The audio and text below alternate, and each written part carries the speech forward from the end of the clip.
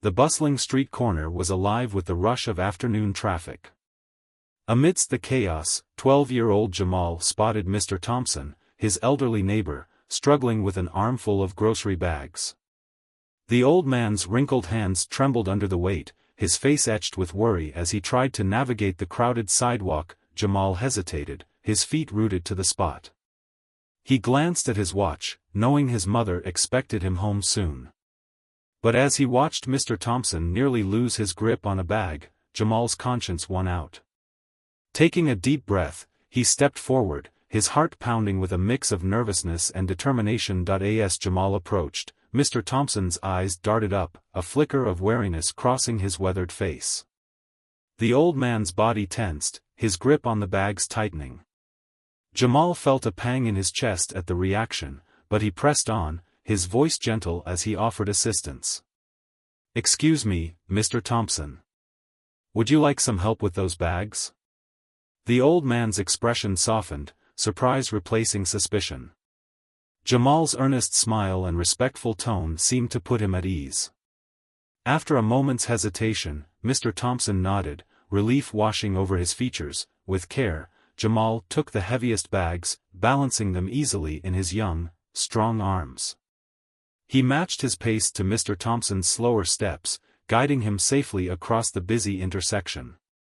As they walked, Jamal listened attentively to Mr. Thompson's stories about the neighborhood's history, asking thoughtful questions that brought a sparkle to the old man's eyes. Arriving at Mr. Thompson's porch, Jamal set the bags down gently.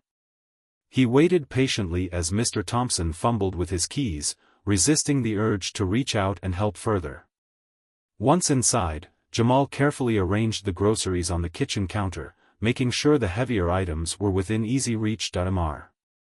Thompson watched Jamal work, a mixture of gratitude and amazement on his face.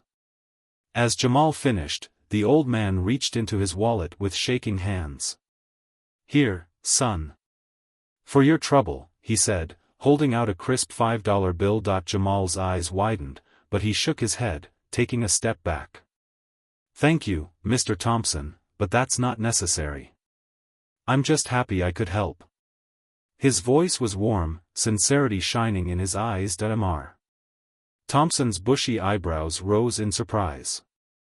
He studied Jamal for a long moment, something shifting in his gaze. Finally, he nodded, a small smile tugging at his lips. "Well, I'll be," he murmured, more to himself than to Jamal. "You're one of the good ones, aren't you?" The words hung in the air, heavy with unspoken implications. Jamal's smile faltered for just a moment, a flicker of hurt passing through his eyes. But he pushed it aside, focusing instead on the warmth of helping someone in need. As he said his goodbyes and stepped back onto the sun-drenched street, Jamal couldn't shake the feeling that this simple act of kindness had set something much larger in motion.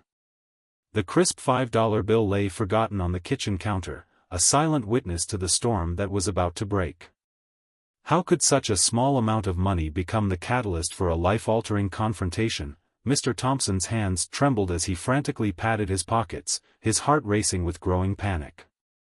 The familiar bulge of his wallet was absent, and with it, his weekly grocery money. He shuffled from room to room, appending cushions and peering under furniture, his breath coming in short, anxious gasps. As the minutes ticked by, a cold dread settled in the pit of his stomach. His mind raced back to earlier that day, replaying his encounter with young Jamal. The boy's kind smile and gentle demeanor had seemed so genuine at the time. But now, doubt crept in like a poisonous vine, twisting Mr. Thompson's memories. He recalled Jamal's proximity as they walked, the moment when the boy had helped arrange his groceries. Had there been an opportunity for theft, Mr. Thompson sank into his armchair, his face etched with lines of worry and confusion. He didn't want to believe Jamal capable of such an act, but the missing money gnawed at him. The weight of his fixed income and the prospect of a week without essentials pressed heavily on his shoulders. With a heavy heart, he reached for the phone, his fingers hesitating over the numbers before finally dialing the police. The police station buzzed with activity as Mr. Thompson stepped inside.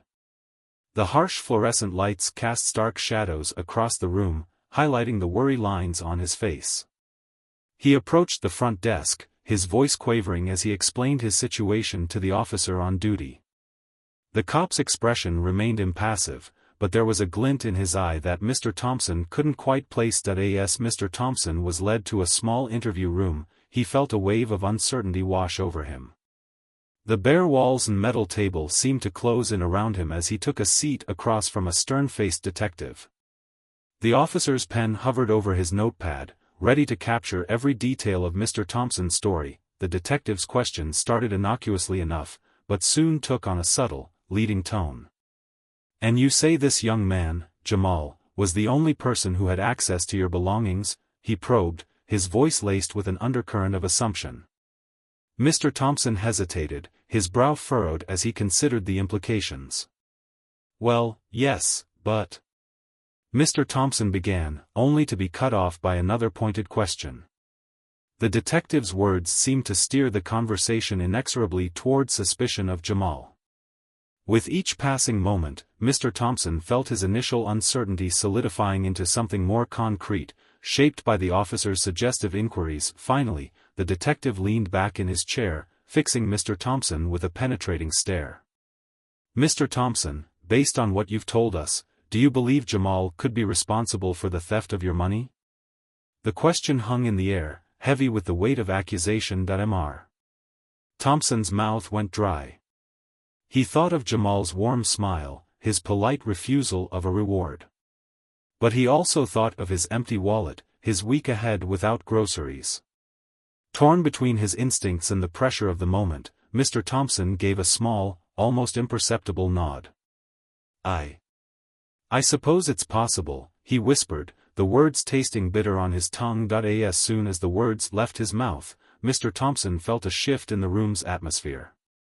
The detective's posture straightened, a look of grim satisfaction crossing his face.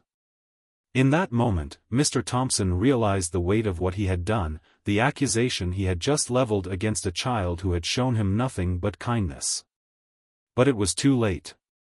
The wheels of justice, however misguided, had begun to turn. While the Jacksons sat gathered around their dining table, laughter echoing through their modest home, an unseen storm brewed just beyond their doorstep.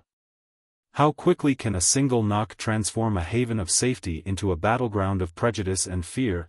The sharp rap at the door cut through the warm atmosphere like a knife. Jamal's parents, Marcus and Tanya, exchanged a worried glance. It was well past 8 o'clock, far too late for casual visitors. Marcus rose slowly, his hand resting protectively on Jamal's shoulder as he passed. As the door swung open, 2 uniformed police officers loomed in the entryway, their faces set in grim lines. "Good evening, sir," the taller officer said, his voice clipped and formal. "We're looking for Jamal Jackson. Is he home?" Marcus felt his stomach drop. He turned slightly, his body instinctively shielding the interior of the house. "May I ask what this is about?" he questioned, fighting to keep his voice steady. The officer's eyes darted past Marcus, landing on Jamal, who had appeared in the hallway, curiosity and confusion etched on his young face. "Son, we need to ask you a few questions about your whereabouts this afternoon," the second officer stated, his tone laced with barely concealed accusation. Tanya moved swiftly to Jamal's side, her arm wrapping protectively around his shoulders. "Our son is only 12, she said, her voice tight with suppressed anger. "Whatever this is about, we have a right to be present for any questioning." The officers exchanged a loaded glance before reluctantly agreeing.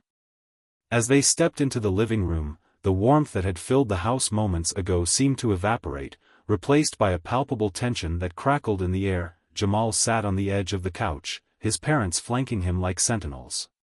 His mind raced, trying to understand what could have prompted this late-night visit. "Jamal," the taller officer began, his voice sharp, "where were you between 3 and 4 p.m. today?" Jamal's brow furrowed as he recalled the events of the afternoon. "I was walking home from school," he said, his voice small but clear. "I saw Mr. Thompson, he lives down the street, struggling with his groceries, so I stopped to help him." The officers leaned forward, their eyes narrowing. And did you go into Mr. Thompson's house? The second officer pressed, his tone dripping with suspicion. Yes, sir, Jamal replied, confusion giving way to a creeping sense of dread. I helped him carry his bags inside and put them away. Is Mr. Thompson okay? The officers exchanged another loaded glance before the taller one spoke again, his words falling like hammer blows in the tense room. Mr. Thompson has reported a theft. A significant amount of cash was taken from his wallet this afternoon. The accusation hung in the air, unspoken but unmistakable. Jamal felt as if all the air had been sucked from his lungs. He looked frantically between his parents and the officers, shock and disbelief warring on his face. But I didn't. I would never. He stammered, tears welling in his eyes. Marcus surged to his feet, his face a mask of barely contained fury. Are you seriously accusing my son of theft? Based on what evidence? He demanded, his voice rising with each word. The room crackled with tension as the gravity of the situation settled over the Jackson family. In the span of a few short minutes, their peaceful evening had shattered, exposing them to the harsh reality of prejudice that lurked just beneath the surface of their community. As Jamal sat trembling between his parents, he couldn't help but wonder how his simple act of kindness had led to this moment of accusation and fear. Jamal's act of kindness had spiraled into a nightmare of accusation. But what awaited him at the police station would reveal a truth far more sinister than any crime he was accused of committing. Could a 12-year-old boy's innocence expose the deep-rooted prejudice corrupting the very system meant to protect him? As the officers moved to escort Jamal from his home, Marcus stepped forward, his voice firm with barely contained anger. We're coming with our son. He has rights, and we intend to protect them. The taller officer's jaw clenched, but he nodded curtly, gesturing for the family to follow. The drive to the station was tense, the silence broken only by Tanya's soft reassurances to Jamal. As they pulled into the parking lot, Marcus placed a steadying hand on his son's shoulder. Remember, Jamal, you've done nothing wrong. We're here for you, no matter what. Inside, the harsh fluorescent lights cast an sickly glow over the stark hallways. Jamal's heart raced as they approached the interrogation room, its cold metal door swinging open with an ominous creak. The windowless space felt suffocating, its bare walls pressing in on them. Two detectives entered, their faces impassive. The older one, Detective Simmons, fixed Jamal with a hard stare. So, young man, why don't you tell us about your little helping hand today? His tone dripped with sarcasm, making Jamal flinch. Jamal recounted the events, his voice small but steady. With each detail, the detectives exchanged knowing glances, their skepticism palpable. Detective Simmons leaned in, his voice low and menacing. Come on, boy. We know your type. Always looking for an easy score, right? Marcus surged to his feet, fury etched on his face. That's enough. You have no right to speak to my son that way. The younger detective stepped forward, hand on his holster. Sir, calm down, or we'll have to ask you to leave. Tanya gripped Jamal's hand tightly, her eyes blazing with a mix of fear and outrage. This is unacceptable. Where's your evidence? You're treating our son like a criminal based on nothing but prejudice. Detective Simmons sneered, we're just following procedure, ma'am. Your son fits the profile of suspects in similar cases. The words hung in the air, their racist implications unmistakable. Jamal felt tears welling up, confusion and fear overwhelming him. But I didn't take anything, he whispered, his voice cracking. I was just trying to help. The questioning continued, a relentless barrage of accusatory statements and leading questions. The detectives twisted Jamal's words, ignored his parents' objections, and blatantly disregarded proper procedures for interviewing a minor. As the hours dragged on, the true nature of the situation became painfully clear. This wasn't about finding the truth or serving justice. It was about confirming a narrative they had already written in their minds, one where a young black boy was automatically guilty. The weight of systemic racism pressed down on the Jackson family, suffocating in its intensity. They had always known it existed, had prepared Jamal for its ugly reality. But to see it play out so nakedly, to watch their child being crushed under its weight, was almost unbearable. Yet even in this dark moment, a spark of defiance ignited in Jamal's eyes. He sat up straighter, his voice growing stronger as he repeated his innocence. His parents' unwavering support and his own inner strength became a shield against the prejudice surrounding them. In that cold, oppressive room, the first seeds of resistance were sown. The Jacksons' ordeal had escaped the confines of that cold interrogation room, seeping into their community like a toxic spill. How would their neighbors react when faced with a choice between long-held prejudices and the truth? As news of Jamal's accusation spread through the neighborhood, the once friendly streets took on a sinister air. Neighbors who had previously waved cheerfully now averted their eyes, their smiles replaced by tight-lipped frowns.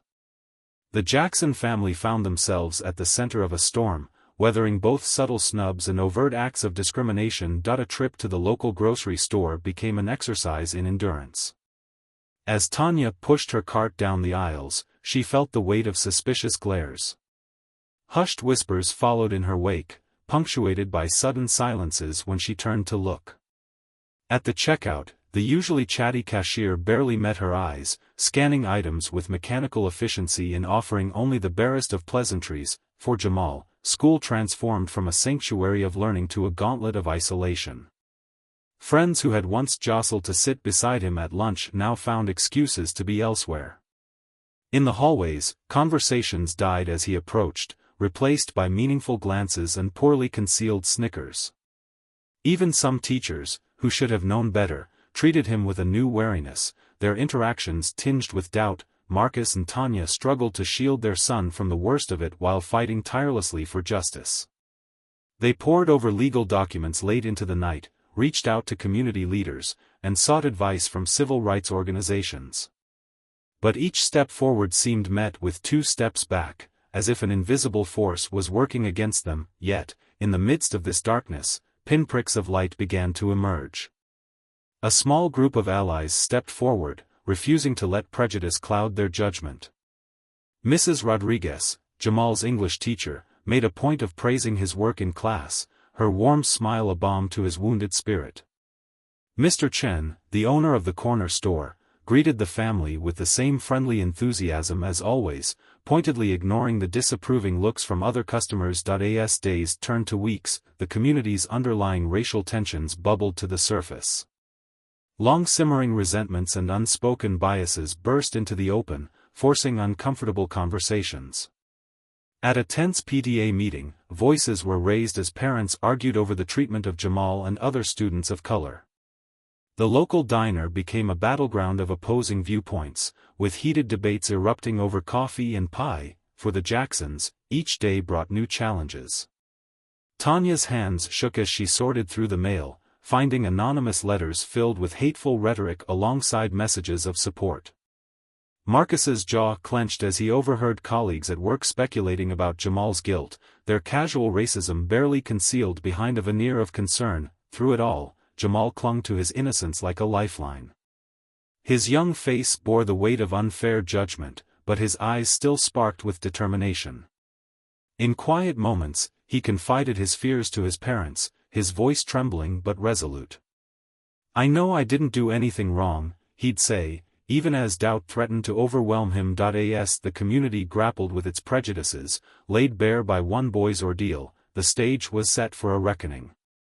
The truth would have to come to light, but would it be enough to heal the deep wounds that had been exposed?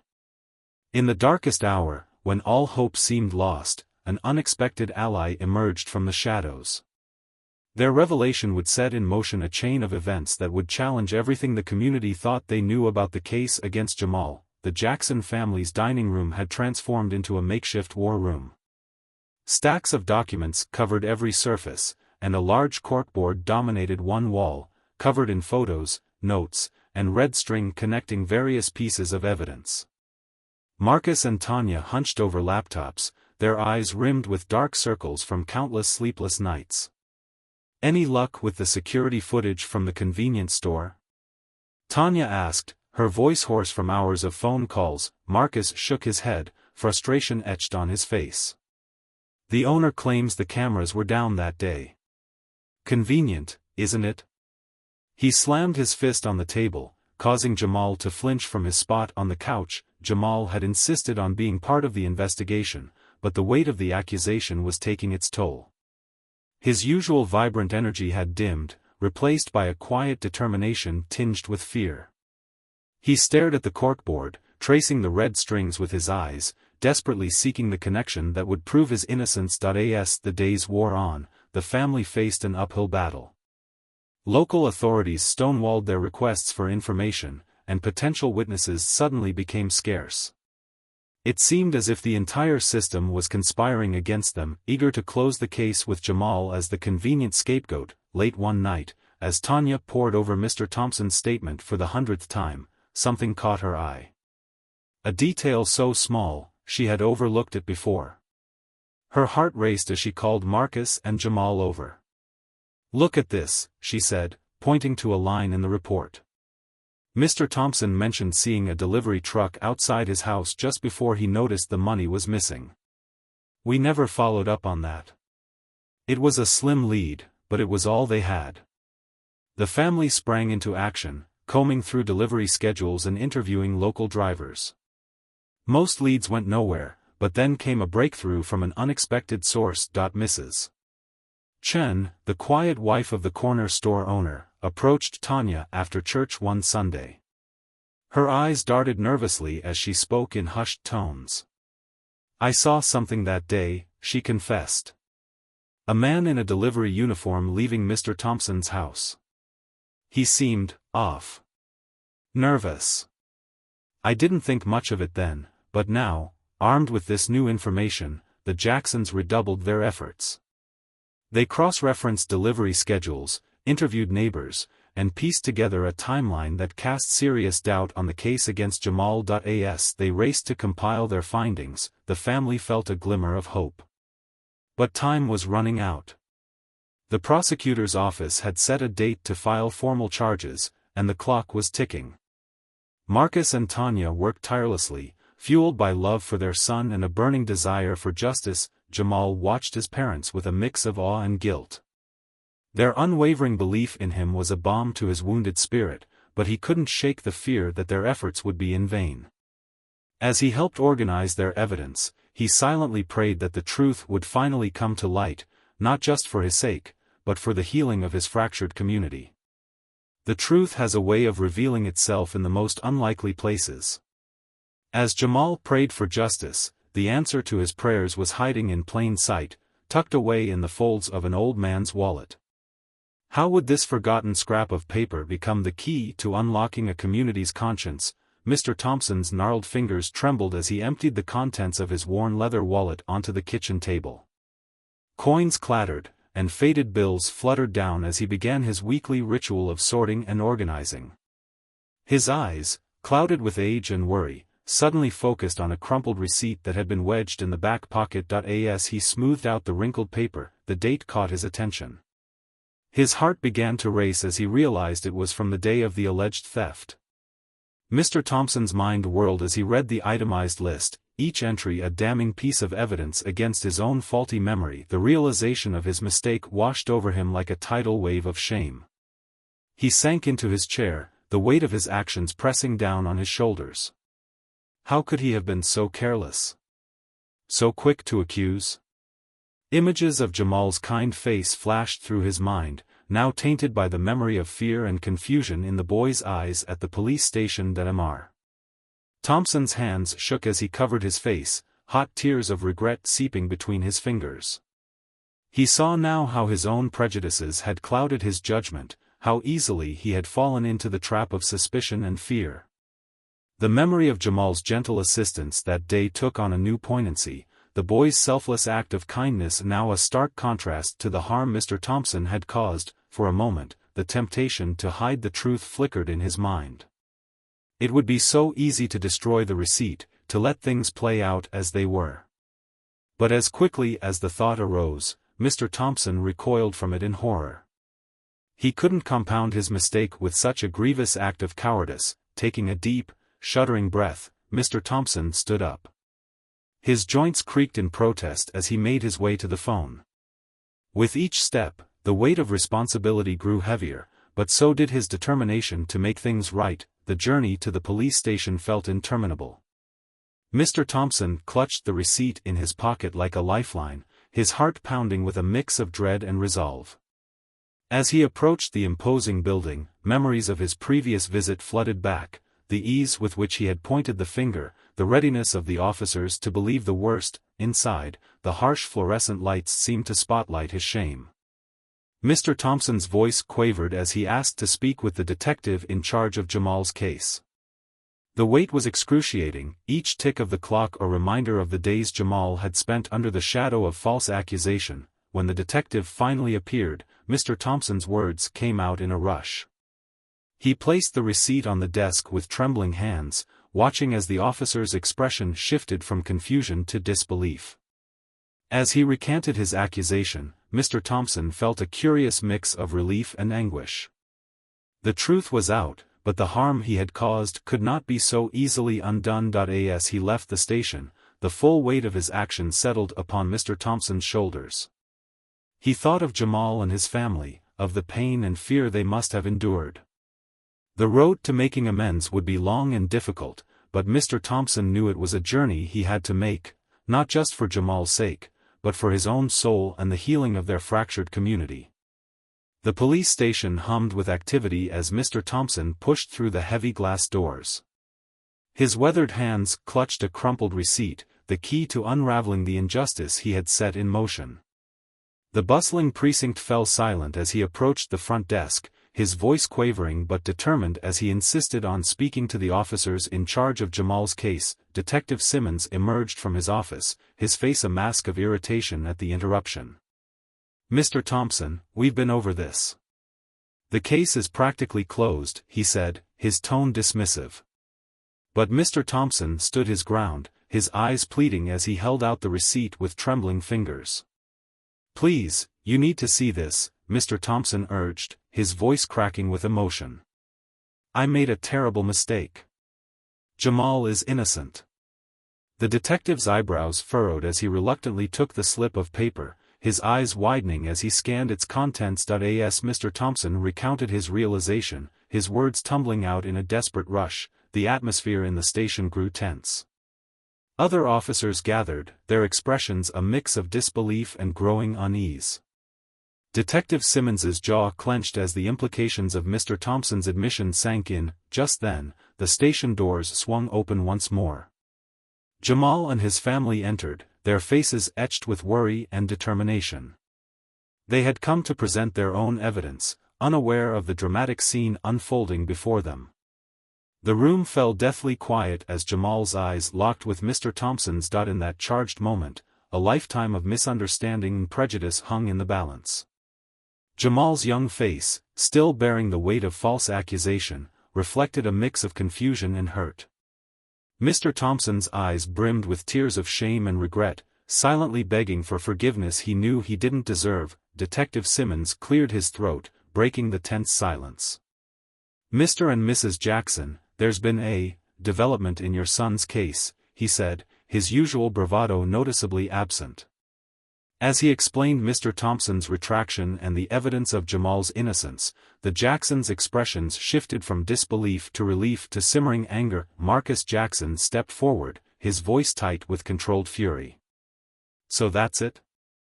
You put our family through hell, and now you just say, 'Oops, our mistake'?" The other officers shifted uncomfortably, avoiding eye contact as the full weight of their rush to judgment became painfully clear. Tanya wrapped her arm protectively around Jamal's shoulders, her eyes never leaving Mr. Thompson. "Why?" she asked simply, her voice barely above a whisper. The old man's shoulders sagged under the weight of her gaze. "I let fear and prejudice cloud my judgment," Mr. Thompson admitted, his voice heavy with remorse.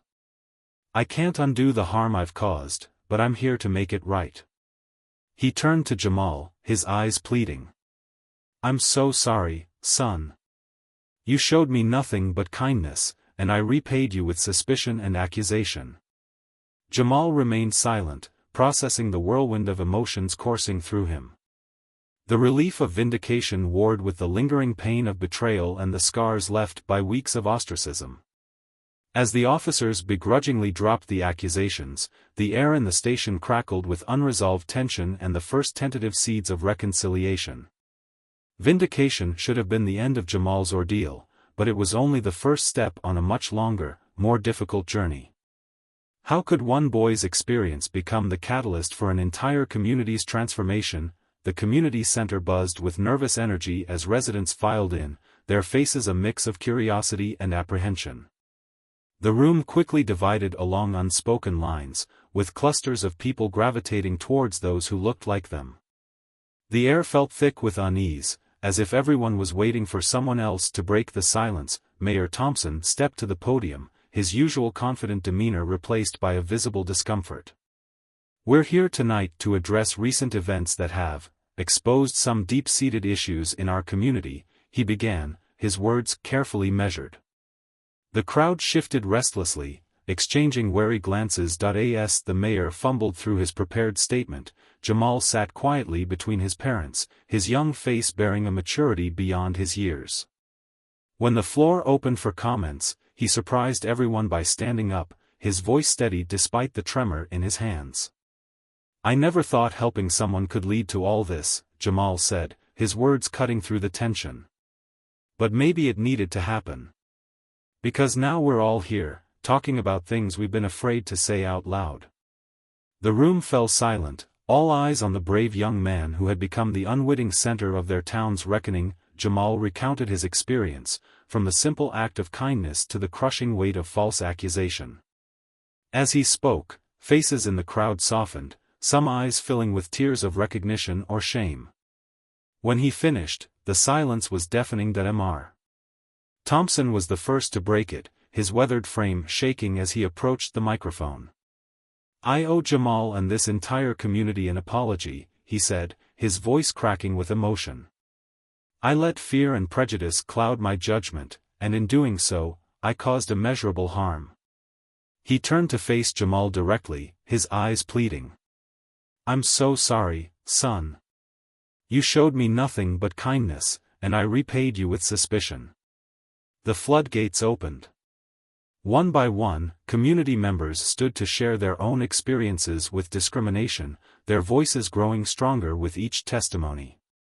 A Hispanic woman described being followed in stores. A Muslim family recounted vandalism at their mosque. An elderly black man spoke of a lifetime of subtle and overt racism. As the stories poured out, the atmosphere in the room shifted.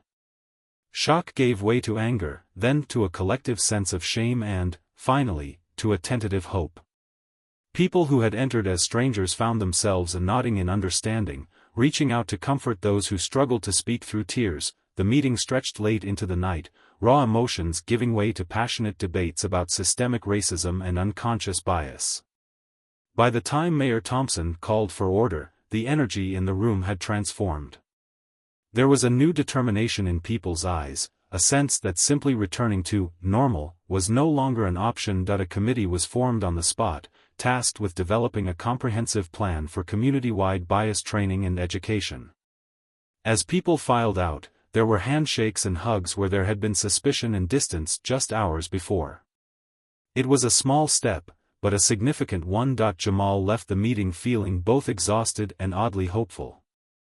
His ordeal had opened painful wounds, but in doing so, it had also created an opportunity for healing. As he walked home with his parents, the weight on his shoulders felt a little lighter. The road ahead would be long and difficult, but for the first time in weeks, Jamal allowed himself to believe that real change might be possible. The community meeting had sparked a flame, but could that flame truly ignite lasting change? As Jamal and Mr. Thompson found themselves face to face in the park, the air crackled with unspoken tension and possibility. Jamal's fingers nervously twisted the hem of his shirt as he approached the bench where Mr. Thompson sat. The old man's eyes darted up, a mix of shame and hope flickering across his weathered face. For a moment, neither spoke, the weight of their shared history hanging between them like a tangible barrier. I wasn't sure you'd come, Mr. Thompson finally said, his voice barely above a whisper. Jamal nodded, swallowing hard before finding his own voice. I almost didn't, he admitted. But my mom said sometimes the hardest conversations are the most important ones. A ghost of a smile touched Mr. Thompson's lips. Your mother's a wise woman, he said. Jamal, I don't even know where to begin. The harm I've caused you, your family, it's unforgivable. Jamal's brow furrowed as he considered his words carefully. Maybe it's not about forgiveness right now, he said slowly. Maybe it's about understanding. And making sure nothing like this happens to anyone else.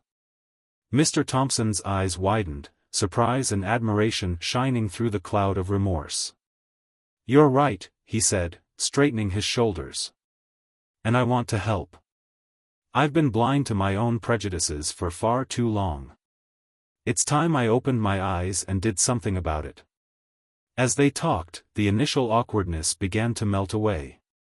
Mr. Thompson spoke of his own upbringing, the subtle and not-so-subtle ways racism had been woven into the fabric of his life. Jamal shared his experiences, the daily microaggressions and the fear that now lingered in the back of his mind. Their conversation, raw and honest, stretched long into the afternoon. As the sun began to dip towards the horizon, Mr. Thompson made a solemn promise. I can't change the past, he said, his voice thick with emotion, but I can work to change the future. I want to be an ally, Jamal. Will you help me learn how? Jamal felt a surge of determination, a spark of purpose igniting within him. Yes, he said firmly. And not just for you. For everyone in this town who needs to learn. In the weeks that followed, that spark grew into a blazing fire of change. Jamal, with the support of his parents and a growing circle of allies, launched a youth-led anti-racism initiative. They organized workshops, created social media campaigns, and spoke at school assemblies. Thompson, true to his word, became one of their most vocal supporters. He shared his story of transformation, using his influence in the community to open doors and change minds. Slowly but surely, signs of progress began to bloom. The local library started a book club focused on diverse authors and perspectives. The town council initiated a review of policing policies. Even the grumpy owner of the corner store, who had once eyed Jamal with suspicion, now greeted him with a genuine smile. It wasn't all smooth sailing. There were still pockets of resistance, whispered comments, and rolled eyes. But for every step backward, the community seemed to push 2 steps forward. The seeds of change, once planted, had taken root and begun to grow. As Jamal stood before a crowd at the community center, sharing his vision for a more inclusive future, he caught Mr. Thompson's eye in the audience. The old man nodded, a look of pride and determination on his face. In that moment, Jamal knew that while the journey ahead would be long and challenging, they were no longer walking it alone. Jamal's story, once confined to the boundaries of his small town, began to ripple outward like a stone cast into still waters. Local news outlets caught wind of the incident, drawn by the compelling narrative of injustice and redemption. Before long, larger media organizations came knocking, eager to share the tale of a young boy's act of kindness that had inadvertently exposed deep-seated racial biases in his community. The Jackson family gathered around their kitchen table, a mix of excitement and trepidation in the air as they debated whether to step into the spotlight. Tanya's fingers drummed nervously on the tabletop as she voiced her concerns. This could open us up to more scrutiny, more judgment, she said, her eyes filled with protective worry. Marcus nodded, understanding her fear, but countered with a gentle determination. But it could also be an opportunity to make a real difference, to show others that change is possible. Jamal sat quietly, absorbing his parents' words. His young face bore the weight of the decision, his eyes reflecting a maturity beyond his years. When he finally spoke, his voice was soft but resolute. I want to do it, he said. If sharing our story can help even one person, isn't it worth it? The day of Jamal's first television interview arrived, bringing with it a whirlwind of activity. A local news crew transformed the Jacksons' living room into a makeshift studio, their equipment casting long shadows across the familiar space. Jamal's hands trembled as a makeup artist dusted powder across his forehead, the reality of the moment settling heavily upon him. As the red light on the camera blinked to life, Jamal took a deep breath. His voice wavered at first, but grew stronger as he recounted his experience. He spoke of the simple act of kindness that had started it all, the crushing weight of false accusation, and the painful awakening to the realities of racial prejudice. But he also shared the hope that had blossomed in the aftermath, the community's efforts to confront its biases, the unexpected alliances that had formed, and the small but significant steps toward change. The response was immediate and overwhelming. Viewers across the country found themselves moved by Jamal's story, his young face becoming a symbol of both innocence betrayed and resilience triumphant. Social media buzzed with discussions, hashtags trending as people shared their own experiences with racial profiling and bias. Soon, the Jacksons' phone began ringing with calls from other communities facing similar challenges. Town councils and school boards reached out, seeking guidance on how to implement anti-bias training and foster open dialogues about race. Jamal found himself invited to speak at youth conferences and civil rights rallies, his voice joining a growing chorus demanding change. As Jamal's public profile grew, so did his family's pride, and their concern. Tanya and Marcus watched with a mixture of awe and trepidation as their son stepped into the role of a young activist. They reveled in his confidence, his passion for justice, but also worried about the weight of expectation now resting on his young shoulders. Late one night, as Jamal prepared for yet another interview, Marcus pulled him aside. "We're so proud of you, son," he said, his voice thick with emotion. "But remember, you're allowed to just be a kid too. Don't let all this define you completely." Jamal nodded, understanding the delicate balance he now had to strike between his newfound purpose and the simple joys of childhood. 12 months had passed since Jamal's ordeal, and the community had undergone a remarkable transformation. The town square, once a place of whispered judgments and sidelong glances, now bustled with a newfound energy. People of all backgrounds mingled freely, their conversations punctuated by genuine laughter and warm greetings. The police station, once a symbol of fear for many, had undergone more than just a fresh coat of paint. New policies were in place, emphasizing de-escalation techniques and cultural sensitivity training. Officer Rodriguez, a recent hire, chatted amiably with a group of teenagers outside the building, a sight that would have been unthinkable a year ago. Yet, beneath the surface of progress, currents of resistance still swirled. At the last town council meeting, voices had been raised in protest against the newly established diversity initiatives. Some longtime residents grumbled about political correctness gone too far and longed for the good old days. These pockets of discontent served as a stark reminder that change, however necessary, was rarely embraced by all. Despite the challenges, the seeds of transformation planted by Jamal's experience had taken root and flourished. The community center now hosted regular, courageous conversations, workshops, where residents grappled with difficult topics like privilege and systemic racism. Local businesses proudly displayed "All are welcome here" signs in their windows, a small but significant gesture of solidarity. Jamal, now 13, had grown in ways both visible and intangible. His voice, once timid, now rang out with confidence as he addressed his fellow students at anti-bias assemblies. Yet, he still found time to be a regular teenager, shooting hoops with friends and agonizing over math homework. The duality of his life, part activist, part ordinary kid, was a delicate balance he was learning to navigate. Mr. Thompson, true to his word, had become one of the town's most vocal advocates for racial understanding. His weathered face, once creased with suspicion, now shone with purpose as he led senior citizen groups in discussions about confronting lifelong biases. The transformation in the old man was nothing short of remarkable, a living testament to the power of open-mindedness and genuine remorse. Perhaps the most heartening change was the strengthened bonds between diverse members of the community. The annual cultural festival, once a sparsely attended affair, now drew crowds from neighboring towns. Families of all backgrounds shared meals, swapped stories, and found common ground in the simple joys of music and dance. As Jamal walked home from school, he paused to observe a group of children playing in the park. A mix of races and ethnicities, they laughed and squabbled with the easy camaraderie of those unburdened by prejudice. The sight filled him with cautious optimism. The road ahead was long, and there would undoubtedly be more obstacles to overcome. But in that moment, watching the next generation at play, Jamal allowed himself to hope for a future where the color of one's skin truly didn't matter. The sun dipped low on the horizon, casting a warm glow over the town.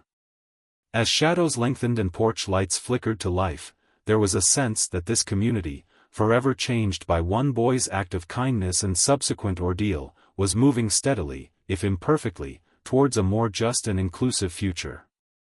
Jamal's journey from innocent helper to unwitting catalyst for change resonated far beyond the borders of his small town.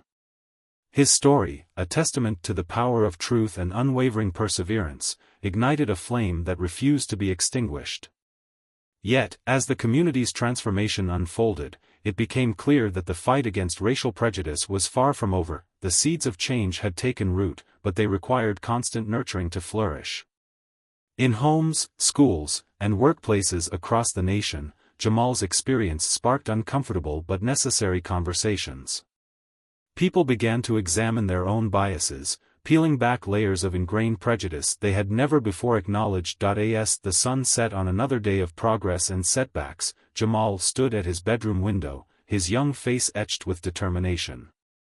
He knew the road ahead would be long and fraught with challenges. But in his heart burned an unshakable belief that every voice raised against injustice, every hand extended in allyship, brought them one step closer to a truly equitable world.